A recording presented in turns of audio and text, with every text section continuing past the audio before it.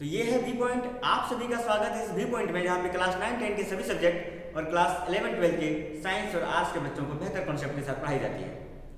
तो आज हम आप लोगों के सामने एक वीडियो लेकर आए हैं। जैसा कि आप लोग जानते हैं, क्लास 10वीं जैक बोर्ड की एग्ज़ाम चल रही है।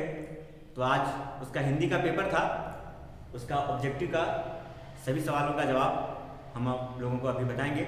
आप लोग ध्यानपूर्वक देखेंगे और उसको मिलाएंगे आप लोग, ठीक है। तो देखिए, जो पहला प्रश्न है, ठीक है, इसको पढ़कर जो है इसका जवाब देना है, ठीक है ना। तो पहला जो सवाल है वो है, साहित्य को समाज का क्या कहा जाता है। इसका जो आंसर है वो आंसर है ऑप्शन ए, दर्पण, ठीक है। तो ये इसका आंसर है। दूसरा, जीवन की अभिव्यक्ति क्या है।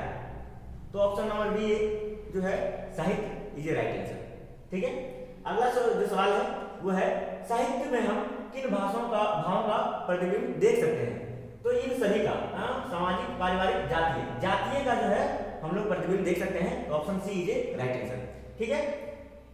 फोर्थ, साहित्य को के किस काल में अंतर देखा जा सकता है। तो वीर गाथा, भक्ति काल, ये सभी हैं, ये सभी आंसर होंगे, यानी कि option D is a right answer, ठीक है।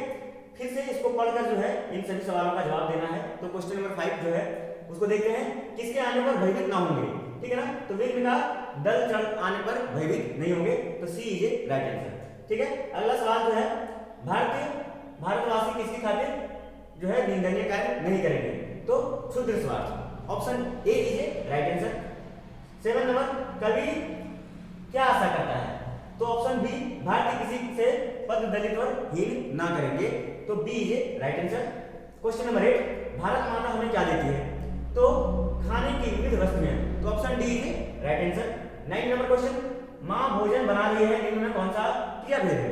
तो सकर्मक, option number A is A right answer. 10 number question, कौन सा वाक्य अकर्मक क्रिया का उदाहरण है। तो बच्चा सो रहा है, option number A is A right answer. 11 number question, मिश्र वाक्य में एक प्रधान उपवाक्य और शेष कौन सा उपवाक्य होता है। तो आश्रित उपवाक्य, A, option number A is A right answer. अगला जो है, यदि परिश्रम करोगे तो अवश्य फल पाओगे, यह कौन सा वाक्य है। तो ये जो है मिश्र वाक्य है। तो option number C is A right answer. हमें अपनी सभ्यता और संस्कृति पर गर्व है। तो option number B is A right answer. Next question 14, आम का एक अर्थ होता है एक फल और दूसरा सामान्य। तो option number B is A right answer. 15 number, निम्न में से भाव वाक्य का उदाहरण कौन है। तो मां से चला नहीं जा रहा।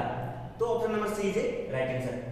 अगला क्वेश्चन है, माता पिता में कौन सा समास है। तो द्वंद्व समास। तो बी नंबर राइट आंसर है। अगला जो है, इसको फिर से पढ़कर इसका सही जवाब देना है। तो ये प्रस्तुत गद्यांश जो है किस पाठ से लिया गया है। तो एक कहानी है भी, उससे लिया गया है। B is A right answer. बड़ी बहन से तुलना किए जाने पर लेखिका के मन में कौन सी भावना उत्पन्न होती है। तो हीन भावना उत्पन्न होती है। तो option number D is a right answer, ठीक है। अगला जो क्वेश्चन है, इसको पढ़कर इसका जवाब देना है। प्रस्तुत काव्यांश किस पाठ से लिया गया है।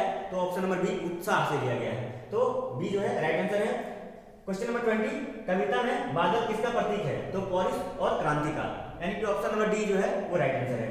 अगला जो क्वेश्चन है वो है, बालक अमीरुद्दीन रियाज के लिए किस मंदिर में जाया करते थे। तो बालाजी मंदिर में। तो option number C is A right answer.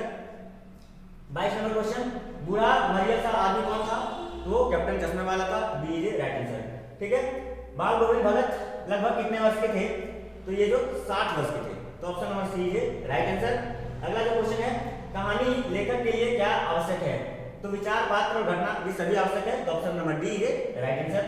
Shri Ram ने किसके धनुष को तोड़ा था। तो शिव जी के धनुष को तोड़ा था। तो option number B is A right answer. 26 number question, गोपियों ने करई ककरी के समान किसे कहा था। तो उद्धव को। तो option number C is A right answer. कवि के अनुसार छाया को छूने से क्या होता है। तो दुख की प्राप्ति होती है। तो option number B is A right answer.